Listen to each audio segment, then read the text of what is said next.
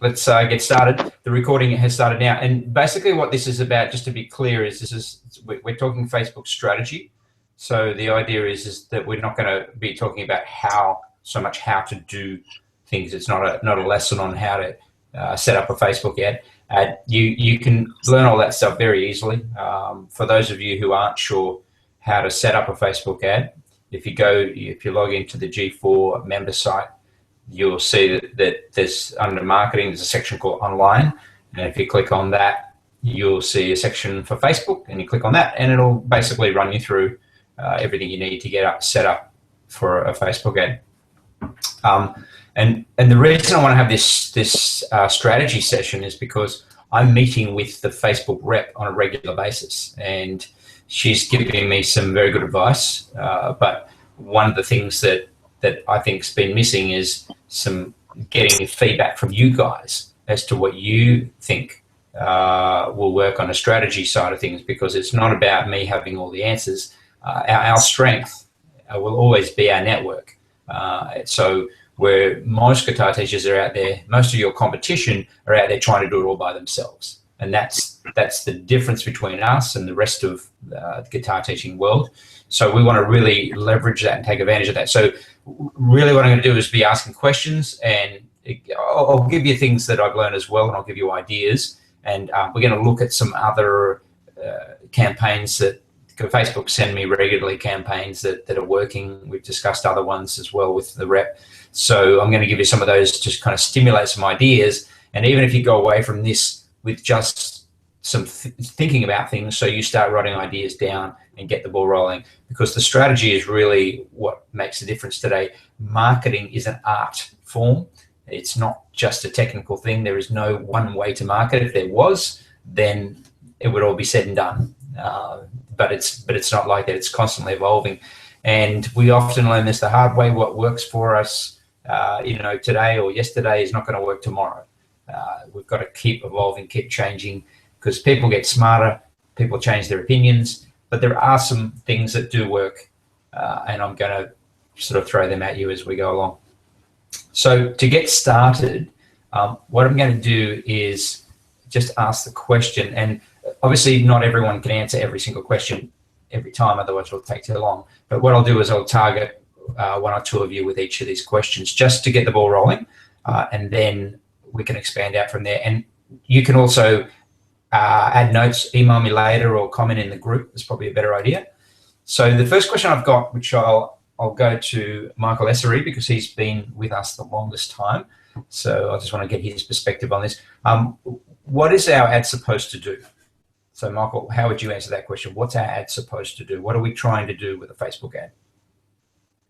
I guess direct traffic to the website would be the first step. Yep, cool. All right, so and create an inquiry. Yeah. All right, good. So the goal of the ad is to get an inquiry, and I mean, we're going to state the obvious here first, and the idea is to make sure that we're all on the same page, and just to get the ball rolling, really. So the next question I have, which I'll go to Jonathan for, who's our audience, Jonathan? Who do you think we're trying to appeal to?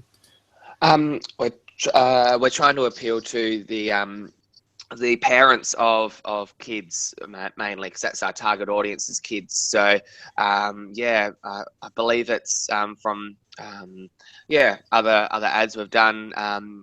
Females from was it 25 to 40 or something like that. So the mothers, really, who are the ones who are going to be taking the kids anyway, majority of the time. So and that's our target audience.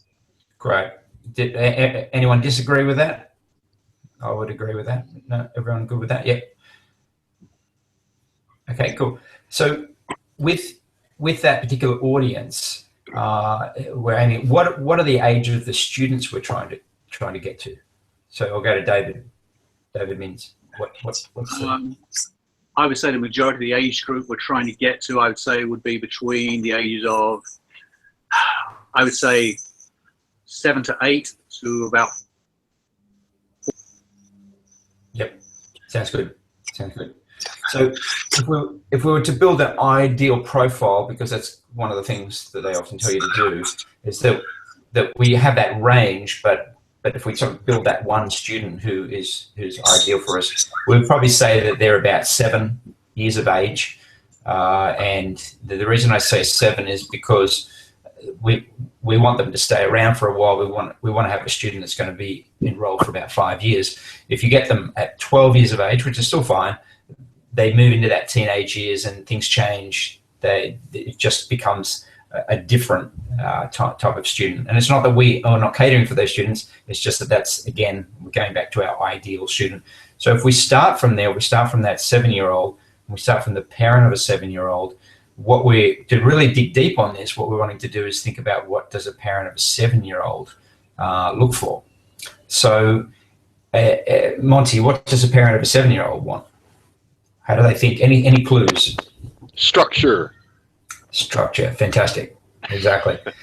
organization, professional, all that. Yeah, great. And why do they want that? Why do they want the structure? Why is that so important to them?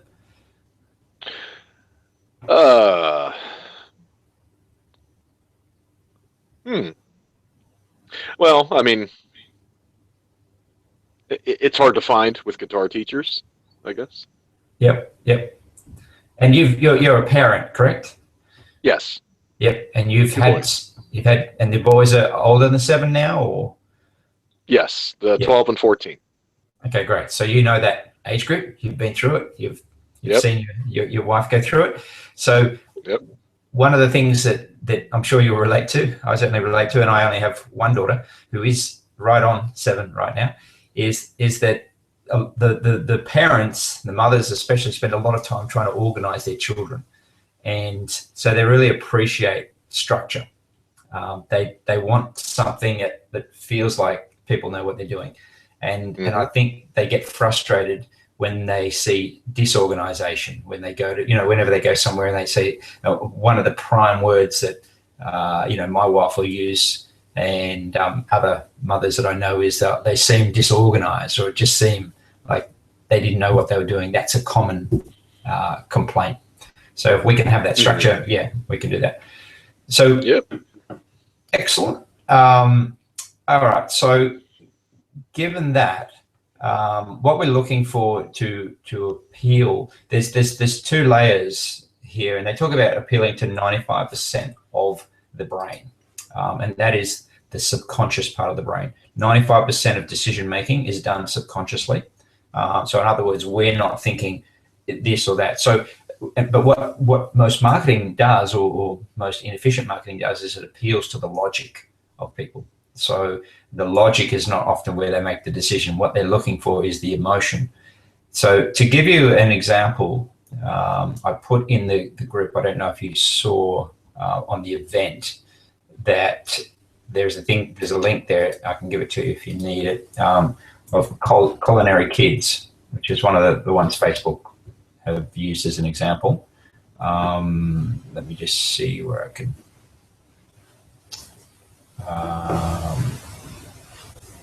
There we go. So I can give you the link here if you need it. So this is kind of a good example. This is apparently very successful Facebook page and business for appealing to children, and definitely in a very similar demographic to what we're doing. And the title is Culinary Kids Cooking Camp. And so they bring kids together and teach them how to cook. And what you see on their Facebook page are videos of the kids doing things, pictures of them cooking. There's lots of real pictures there of them in action. And this is something that, let's be honest here, not many of you guys are doing. You're not putting up pictures of your kids learning, or you're not showing your audience, so to speak, on what they're doing. So this is where, in today's world, it's easy to take some snapshots. It's easy to take some video. If you just make it clear to every parent when they enroll that their children, we just enrolled our daughter at a new school, and the first thing they say on the form is that you have to sign this to say that you allow us to post pictures of your child on our website, on social media, etc. So So that's what you need to do with your own students, is you just have to get that permission. Now, occasionally, if you get a parent or whatever who says, no, I don't want my child on Facebook, then you just need to be mindful of that particular student and say, okay, well, we'll do our best. Or you can, as some schools do, is just say, well, sorry, we can't accept you because we don't have that ability to sort of say, hey, we're going to block out every photo that your child appears in. And you can say, look, we're not going to put your child's name on the website or on any of the photos, but we are going to, which in the end these days with the way that face recognition probably pick up who they are anyway.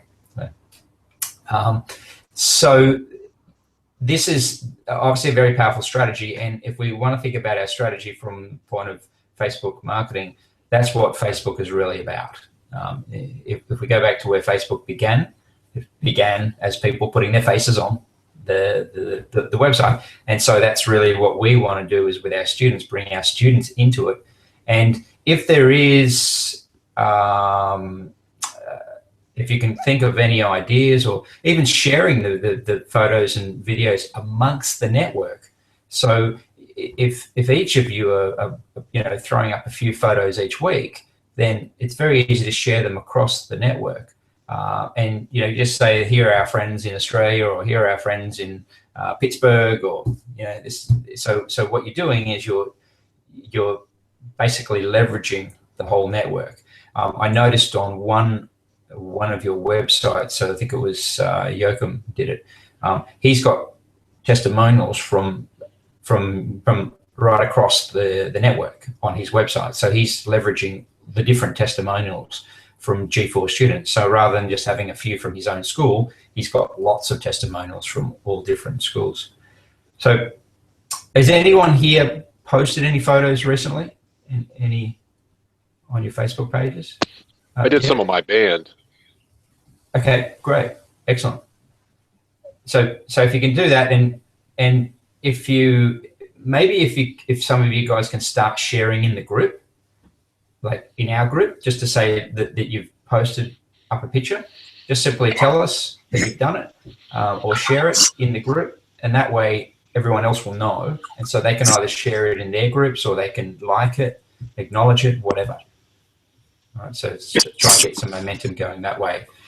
Because what we're really going to do is leverage it for the marketing. And see, the power here of posting these particular pictures is that it's the parents who are going to show their children there, because they're going to see their own child and go, hey, there's my child. And I know that the times that Mia's been at school and they've taken a photo and put it somewhere, she comes straight home and says, I'm going to be on the website, or I'm going to be here, I'm going to be there. And so, my wife goes madly looking for the photo.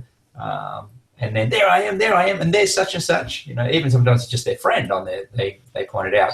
And so this becomes a sharing thing. And so then when you go to your marketing, what you're doing is that you're then targeting people who are in that same demographic. So these are parents of kids who would may be interested, or should be interested, hopefully, in their child learning music. And so when they see the Facebook, they see the ad, they click on the ad, they go to first, let's just say the Facebook page, and then they see, oh wow, this is cool. We can see pictures, and then sometimes they go looking for their friends, because sometimes what we're doing is we're targeting people in the same area. So there's a good chance that they go to the same school, and so that they start looking through your Facebook page to see if they can see any of their friends, especially if you've got lots of pictures there. Getting some background noise there. I'm just going to see who that is.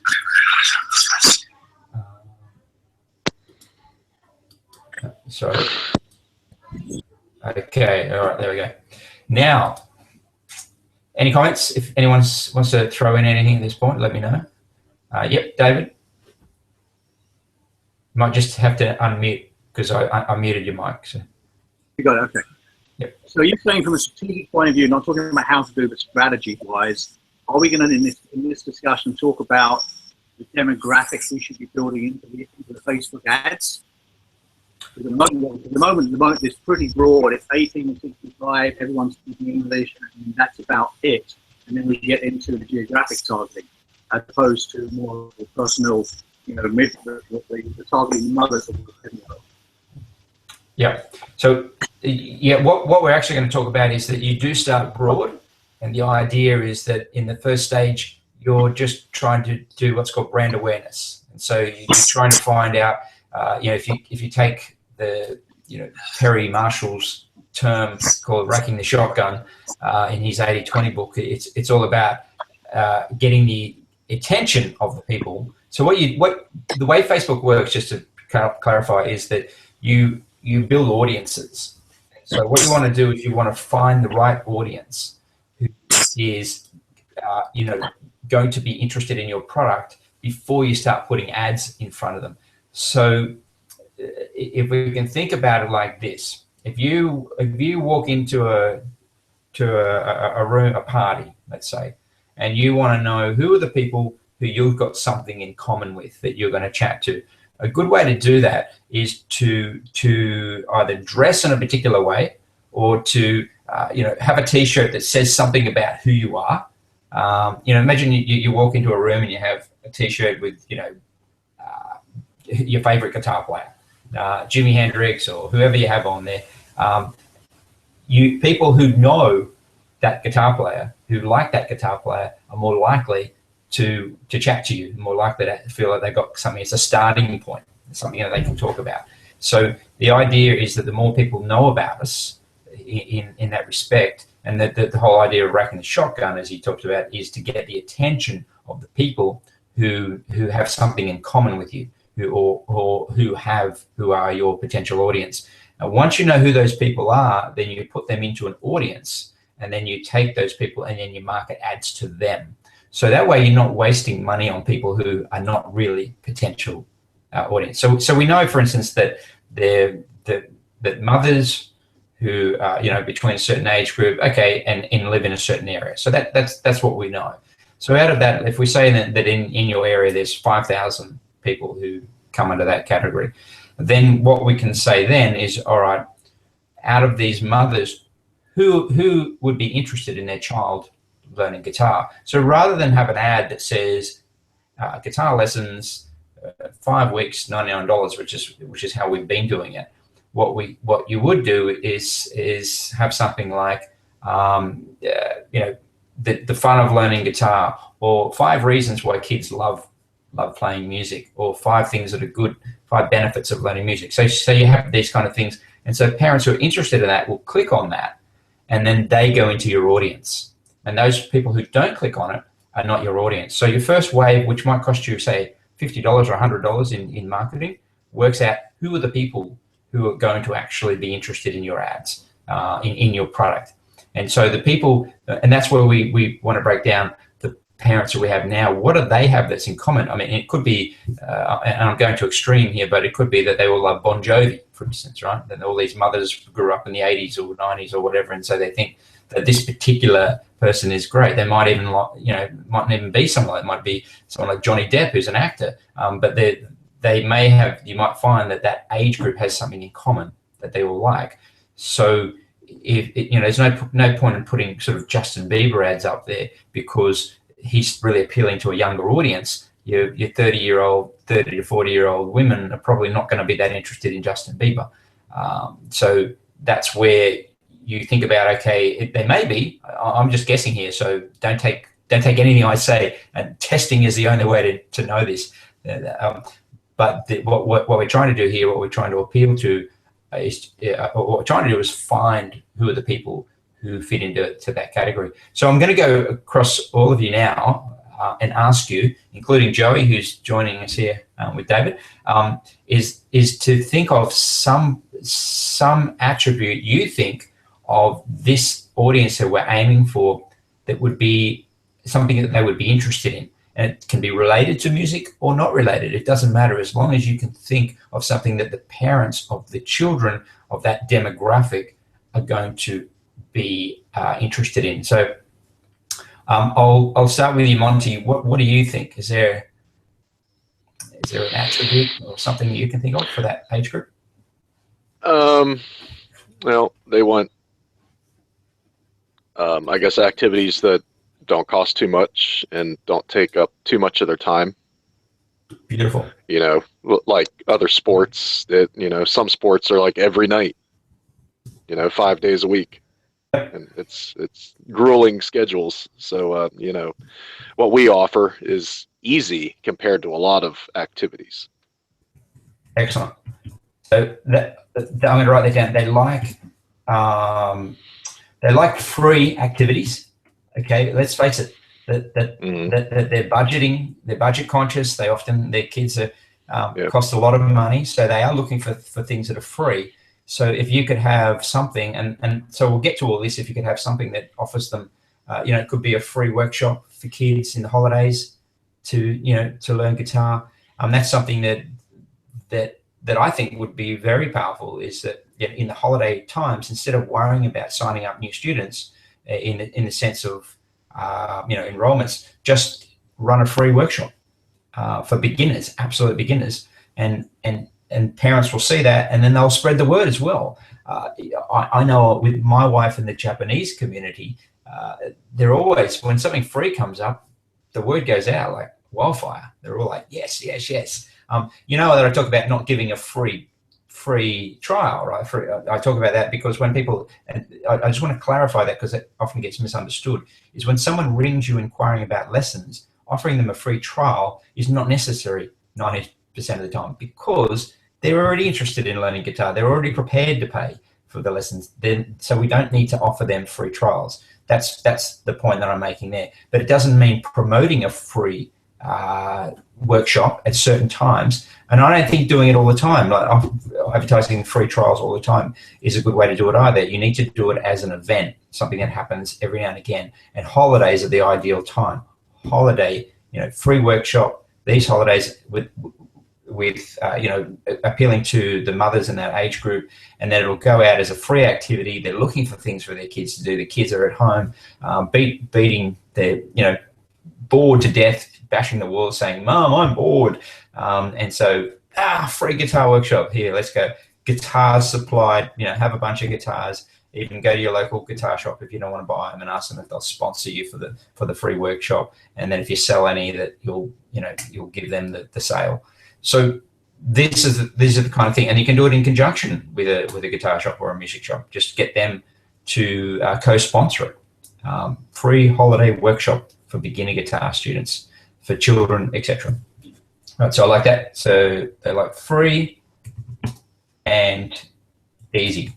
All right, so remember, free and easy. Make it easy for them. Make it so that they don't have to think too hard about it, that they don't have to plan too much, that they don't have to buy guitars. Just say, you don't need anything, just come along. We've got it all. It's a free 1 hour workshop for kids who have never played guitar before. Okay, so Michael Essery, what have you got to add to that? What do these brothers just looking at the ideal students that I currently have, I don't want to sound racist or anything here, but I have found that the best students I have are of either Indian or Asian persuasion. Yep. And what I've noticed is that their parents are very, very much into giving their kids as many different experiences as they can. So they're trying dance, and they're trying art, and they're trying all these expressive, creative subjects that they're maybe not getting in school. And also, they're very much into their education, and obviously providing opportunities that perhaps they may not have had back where they came from. And just I guess the experiences and the education, the excellence of the education as well, making sure they're in the right hands. Yep. Okay, and I'd agree. Having spent a fair bit of time around Japanese mothers, I understand that they have different cultural differences. I don't think it's racial, but I think it's we do have to be careful. And just you might want to note too that Facebook have just stopped allowing you to racially target. You can't do it in your marketing, and which I think is a good thing. I think we want to be careful not to be we definitely don't want to be doing that. We definitely don't want to be seen as that. But it's I guess it's more about. You can appeal to the attributes of people without pointing out their race. Yeah. Exactly. So what we want to do is look at what are the attributes of certain students, certain parents. Why do certain parents, spend more time with their children, or what's the different ways that we can work with these different kind of attributes? How do we how do we target them? So I'm going to put that down. But so what we want to do is think about the attributes. What is an attribute? So is it that the parent attends the lesson? Is that an attribute? Yeah, I would definitely say that's one. Being involved. So we're looking for parents that aren't just looking for an activity to drop their kids off. They're looking for something that they can be involved with, that they can experience with their child. Okay. All right, good. So that would be good if you could show parents with children in the photos. Yeah. You can see how we're starting to build that profile, right? So of what would appeal to them. So parents like to learn, or like to be present, like to be involved, I'll say, involved in the learning experience. Okay, great. So I would, if that's an attribute where I want to be able to be there, because for me that's important, and I would be hopefully the kind of parent that we would target anyway, is a parent who's involved with my child learning guitar. And so I would like to be able to sit in on the lessons and be able to, not all the time, I don't want to be obligated to be there, but I'd like to be able to have the ability to do that and to see what's going on, not just to be handing my child over and then saying bye-bye. Because parents get that all day in schools. That's most schools, parents aren't invited in. That maybe once a term or something. Okay, so that's great. Thank you, Michael. Jonathan, what's something that they have in common? And just to clarify again, this question is that it's a fairly open question. So it could be that these mothers go to Starbucks or something. So we're not necessarily talking about in the lesson or the learning. That's kind of where we're heading here. But it can be anything where we think that they've got an attribute that they all share. Yeah, I guess just by having a look at the parents of students I've got at the moment, they all enjoy listening to music. So I've noticed that when speaking with the parents and whatnot, they're all always listening to music, whether on the radio or on CDs or whatnot.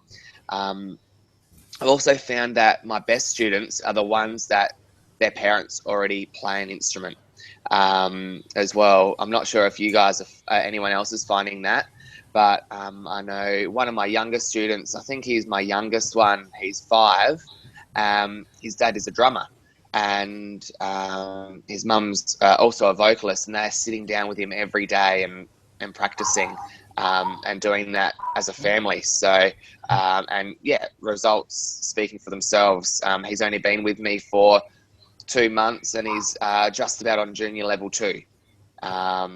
It's good result for a kid of his age. So great. Yeah, I'd agree.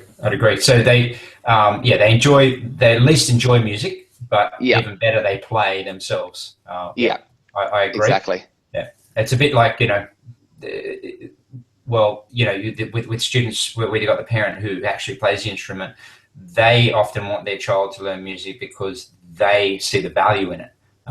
So it's a bit hard to as a parent, if you don't see the value in something. It's like if my daughter wants to do dancing, I'm not a dancer. I never did dancing. Never had an interest in dancing. So it's a bit hard for me to get excited about it.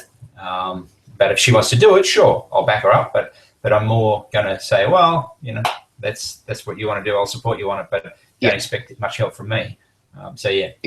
So that could be the thing there. obviously is maybe get some parents learning, because a lot of the time it's not just that they don't play, so they never got the opportunity, or they you know, they were, as children, their parents didn't play music, so they didn't see any point in giving their child music lessons. And I've got a couple of father and daughter, for example, students at the moment. So the father wanted to learn, and then the daughter saw that her dad was learning and wanted to learn too. So now they're both learning, and they sit at home and practice together as well. So they're the sort of students that we want. So great, excellent. So that's how it's done, and that's how you're going to build and get referrals. And then the idea with Facebook is you extend it out on Facebook to start hitting up those parents who are like that.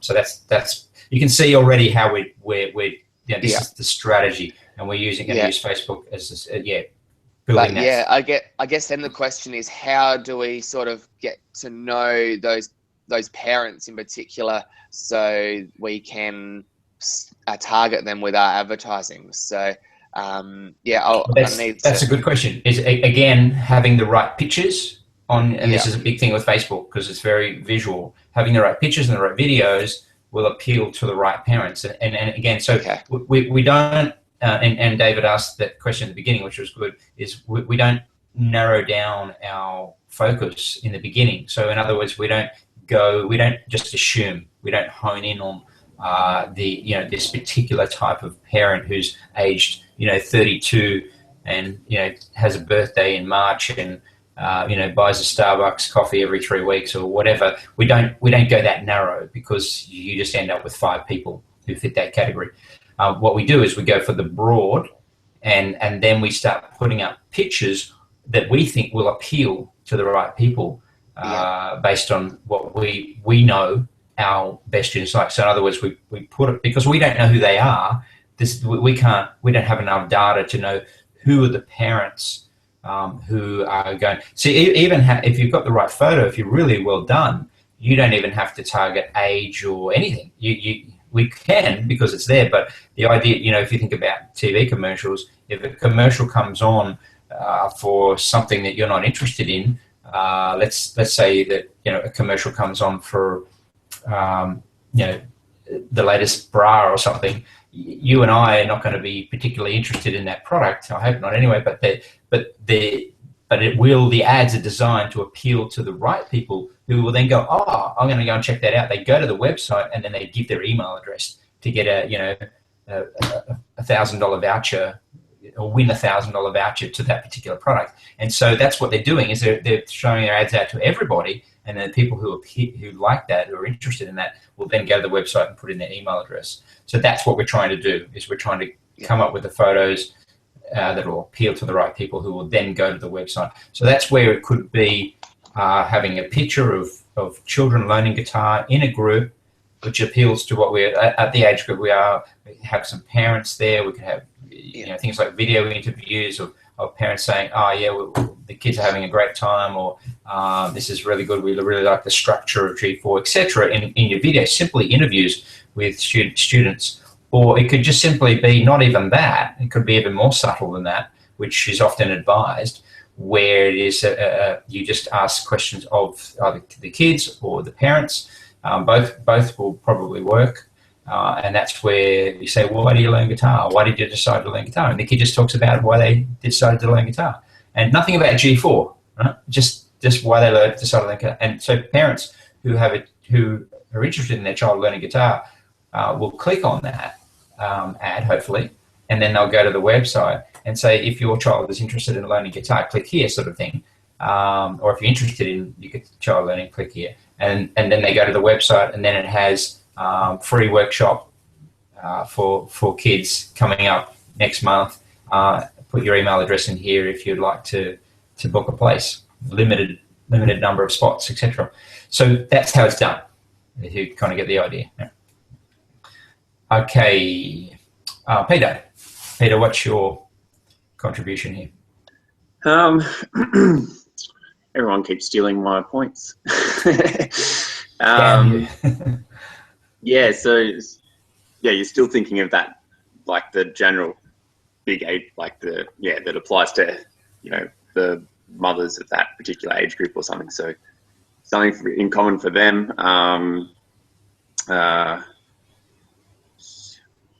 We already kind of mentioned it being like relatively kind of quick. Yeah. I think so is it maybe something that, yeah, I was was going to say maybe something that helps, you know, the kids keep themselves occupied at home, sort of thing, so they're not always having to keep an eye on what they're doing and that kind of thing. Okay, cool, So, cool. Self-directed. So yeah, appealing to the parent who's looking for something maybe for their child who plays games all the time, right? And that's yeah. So sometimes we're not just looking. We're kind of thinking positive things here, but sometimes there's a negative side for parents where they're thinking, you know, I can't get Johnny or Mary off the game. They just keep sitting on that game all day. Here's something that could get them off that game. So if there's a photo or something that could sort of highlight that problem.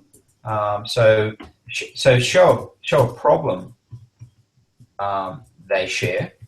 So I'm putting this in here because that's what I'm taking away from what. Show a problem that they share, and then a solution. We could have an ad like, "Is your child addicted?"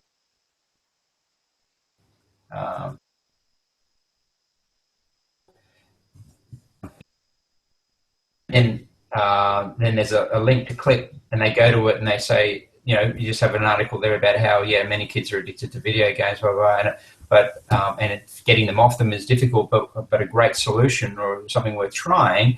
Here are 5 ideas of how to get your child off a video game, and one of them could be to learn guitar with a link going to your website. All right, so learn more or find out more, or all you're doing. Remember, this is just about getting the attention of the people who have that problem. And so it might be then just getting their email address, putting them to an audience. This is an audience of parents who have children who are addicted to video games, and then you target them with a specific ad. All right, so that's where you build the audience. So just this is kind of the idea behind it, is we're trying to find those parents, and if you find that that's a common thing across the parents that you've got, then yeah, that's what we're looking at. Okay, great. Okay. Joey, I'll go with Joey first. Joey, any ideas there? We'll just have to. You want to tell the parents that the lessons will improve math and science scores based on. That's my mic. Sorry, we're turning it down. You want to tell the parents that the math and science scores and general school scores will go up based on brain-based learning due to the musical education. Okay, great. Spatialized learning in the brain from music is something that can't be replicated by anything else they study. Okay, fantastic. So benefits of learning. So that's another great one. Okay, so and we've talked about this as we don't want to, I've mentioned this before. We don't want to blatantly say this is why you should learn guitar because these are the benefits. But there's an audience out there of people who fall into that category who are looking for any edge that they can get. Now, I know certain parents, and I won't racially target here, but I know certain parents who believe that learning a musical instrument is good because their child will do better at school. Right? So they're not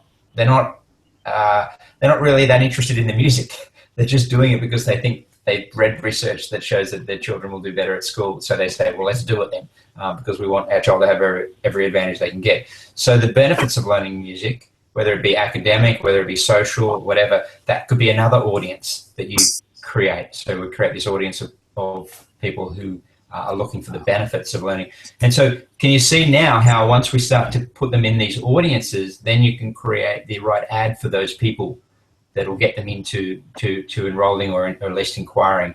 So you don't want to hit them up the wrong audience with the wrong ad. That's basically what we're saying here.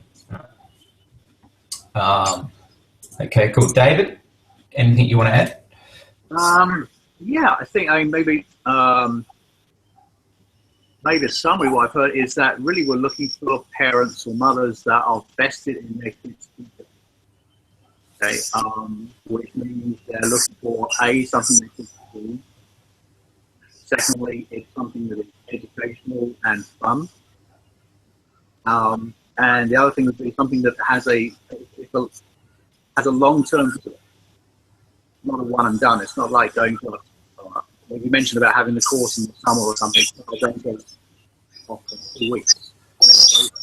They can actually translate into a long-term prospect as well.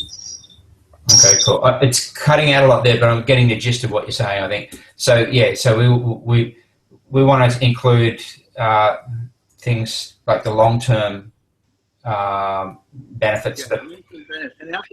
Yeah, the other thing that occurred to me when I was listening to Joey was that is there a correlation, or not, maybe the correlation is the wrong word, but if you will, the video game scenario versus the brain-based learning, okay, instead of learning something that nothing else can do, if there's a play which not against it, but putting up the pros and cons of, in some summary, the video gaming versus playing the instrument, what it does for that child's future.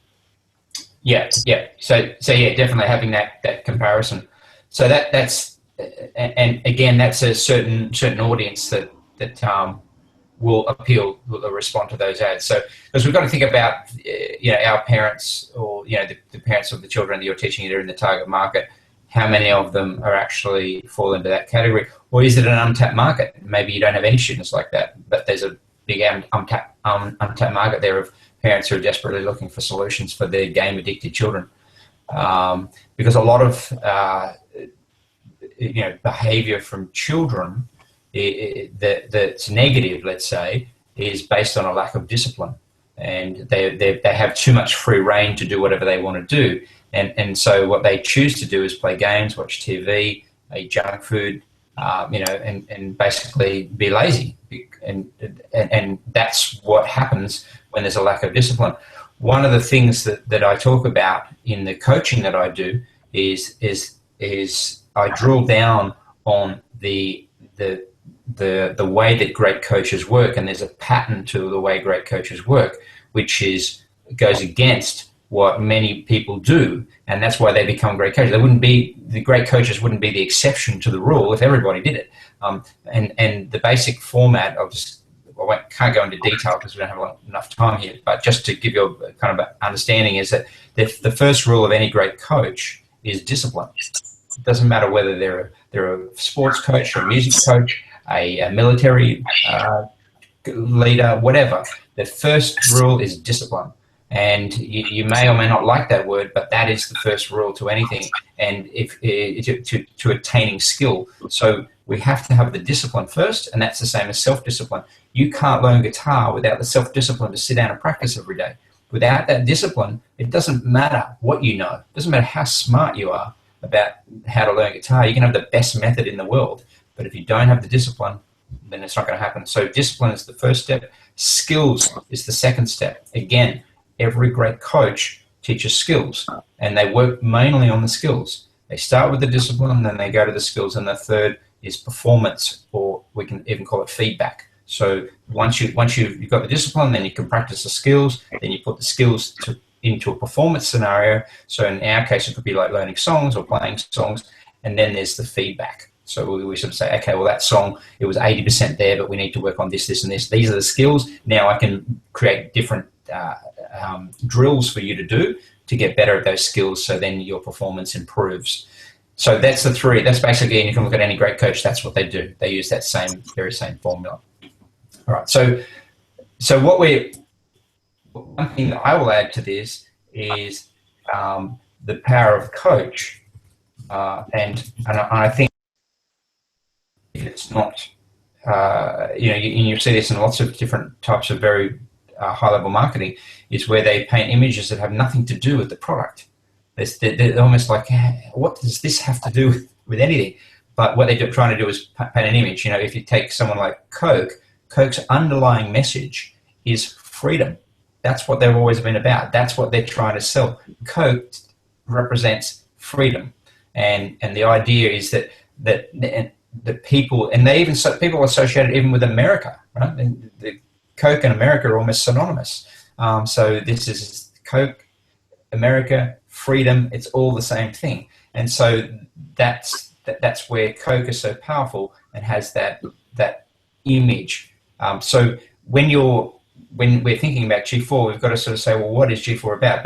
But what I'm coming back to here with the power of a coach is that that's part of what I think is our message, is that having a coach is it can be life-changing. It certainly has been for me. And so it's not just about learning guitar, even though that's what we say we do. We have to always come back. What we do is teach you to play guitar. That's what we do. But the underlying power of Coke is a drink. It's supposed to be a refreshing drink that you drink and enjoy for whatever reason. But the underlying subliminal message, the subconscious, the 95%, is freedom. So we can also go for that 95% of learning guitar teaches you discipline. Having a coach improves your life. So having an image of a kid on playing guitar doing really well, it's something gives the image without us necessarily saying that. So think about those things, and that's where we're sort of looking at as far as who are we appealing to, because what do most mothers want for their children? They want their children to grow up happy, healthy, and successful. They're the things that matter to them. So if we can paint that image, imagine having a commercial of a kid who takes up guitar. You see them learning, struggling, going through the paces, but then they get better and better and better until they get to sort of teenage, and now they're the most popular kid in school. They're really cool. Then they go on to become very successful in their life. It kind of paints that picture that they're looking for. One of the most successful songs, which some of the older guys will probably remember, Dave and Monty, is that the Jukebox Hero. You remember that, Monty? Foreigner? Yep. Yeah. So oh yeah. Yep. So that painted the perfect picture, right? It was that kid, it's standing in the rain, looking at the band through the fence on the stage, and just dreaming about one day being a jukebox hero, which is basically a rock star on stage. And then later he becomes that star. He lives his dream. So that's why the song tells a good story. And that's what, when I was a kid, 14, when that song came out, it's like, hey, I want to be that guy. I want to be the jukebox hero. About Styx Grand Delusion? You know that one? Yes, I do, but I can't remember the lyrics of it. Yeah. It's like, welcome to the Grand Delusion. Suddenly your heart is pounding. Secretly you think yourself a star, something like that. Yep. Yep. There you go. So there's these, so having that kind of, even having a song like, Jukebox Hero behind, if you could get the rights to it, playing behind some kid going through that sort of situation, could hit a lot of people, right? It could target the right people, but more, what we think of as the parent here. So what would they see? But remember, a lot of the parents who are now in the age group of 7-year-old kids, they grew up in the 80s and 90s. So they're kind of the rock and roll, so they still love that stuff. They still, they're not into the Justin Biebers or the Beyoncés or whatever. They're more into, some of them might be, but they still have a lot of that, rock and roll imagery going on. So they like the idea. All right, so I'll move on because we've only got 10 minutes to go here. So the first stage, and that's really all I wanted to talk about today, is the brand awareness. And so the next question is, what's our theme? And just to throw it in here, I've put in here beginner to pro in less time. So the idea is that our underlying theme, just as one idea, and you guys can throw other ideas up, and that's what I'm looking for. I'm really just looking to stimulate you guys to start adding to the group and adding some things, and then even testing out to build this brand awareness. So the idea of going from a beginner to a pro in less time, what we're trying to do is efficiency. And as Monty mentioned before, parents don't want to spend something that's going to spend a lot of time, and that includes taking years and years and years to learn guitar, even though we want to get them on that track because guitar is always evolving. You never stop learning, but we don't want to lose them for that reason, because they still, if you take the average beginner, you don't have to think about yourself. I know I was like that when I started out, is that you don't want to think that it's going to be an ongoing, constantly having to learn. What you think when you begin is that I'm going to, do 6 months of lessons and then I'm going to be able to play. That's what you want to be able to. I want to be able to play songs and write. You feel like there is an end to the learning. The rest of it comes later. So that's what we're looking for. You can look at it in any area. You guys, when you started in business, you don't want to think that you're constantly having to learn business and become better at marketing and better at teaching. You want to think that there's a point where you get good at it and that's it. I'm done. I've learned. It's all over now. Now I make $1 million a year and I'm happy. It doesn't work that way. You constantly have to keep learning. It's a treadmill. So keeping in mind the beginner mindset, we want to have that idea that going from beginner to a professional level, what we do is, we're not saying that you're going to do it in a specific amount of time, but the message that we want to send is that we'll get you there faster, because a structured method, first of all, we say a structured method gets you there faster, but we'll get you there faster because we have what we believe is one of the best structured methods around, if not the best. So that's what we're focused on. Okay, so there's a link. So let's have a quick look at some of the brand awareness ads examples. There's one here I can give you the link to. This is on the Facebook page.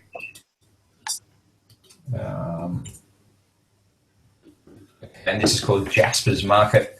So I think a lot of these recipe sites, they're very easy to see how it's done, because we see something and it looks delicious. Yeah, that's great. So, and what they're doing is they're selling whatever their product is. Jasper's Market, I guess, is a kind of a food market, and this is one of the products that they probably sell. Or, maybe I'm not sure whether they sell the figs, and then they're just putting a picture of a recipe for a fig. But what they've done here, if you look at that ad, you can see they put some recommended image sizes, headline, etc. But what I want to try and do is just pull out some of the ideas. It's fig season, so bang, this is the time of year you should be eating figs. Not sure what to do with them. Here's a great dessert recipe to share. So my guess is that they're selling figs. Now the idea is that people then click on the learn more, go to that ad to see how to do that, to make that recipe, and then maybe there's I'm not sure, maybe there's a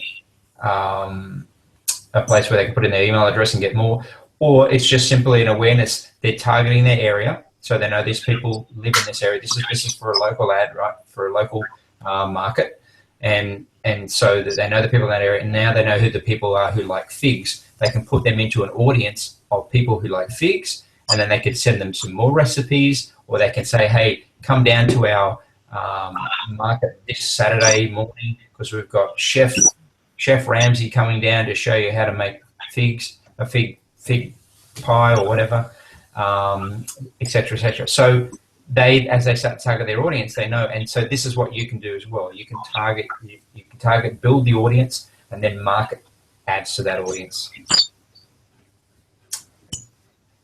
All right, so now I'm going to give you an idea here of what I think, and I want to wrap the last few minutes up here is to see if you guys have any ideas as well.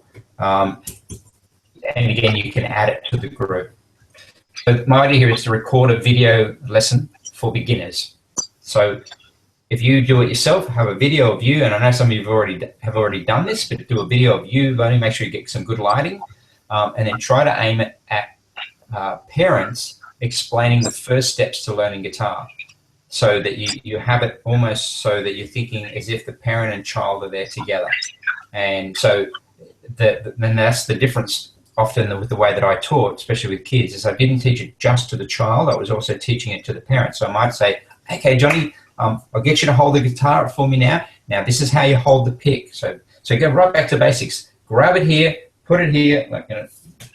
Let's hold the pick up like that. I want you to hold like a flagpole there. Put the pick there, and then bring the finger up here to support it. So you got 2/3 of the pick covered, by the thumb and 1/3 sticking out.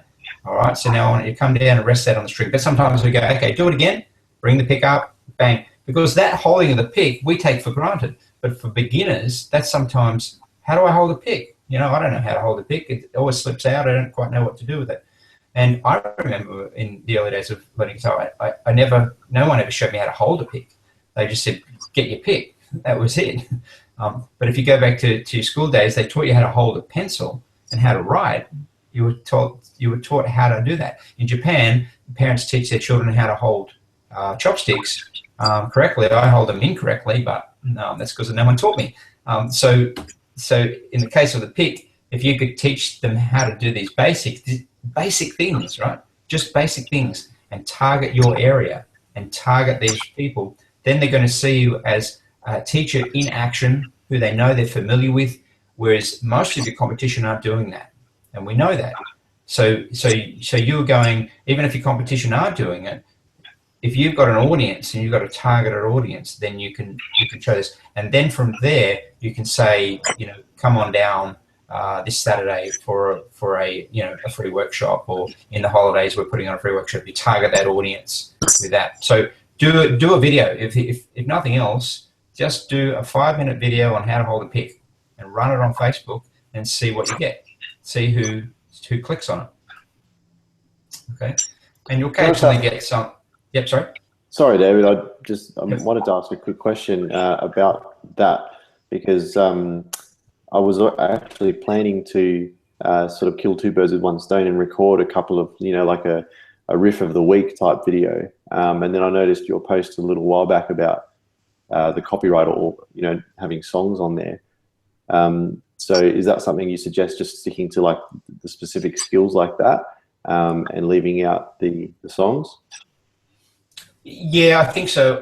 I think if you do a riff of the week, maybe you can do a riff and say that this particular riff is similar to this or similar to that song. It's not the exact riff, or this is a scale where.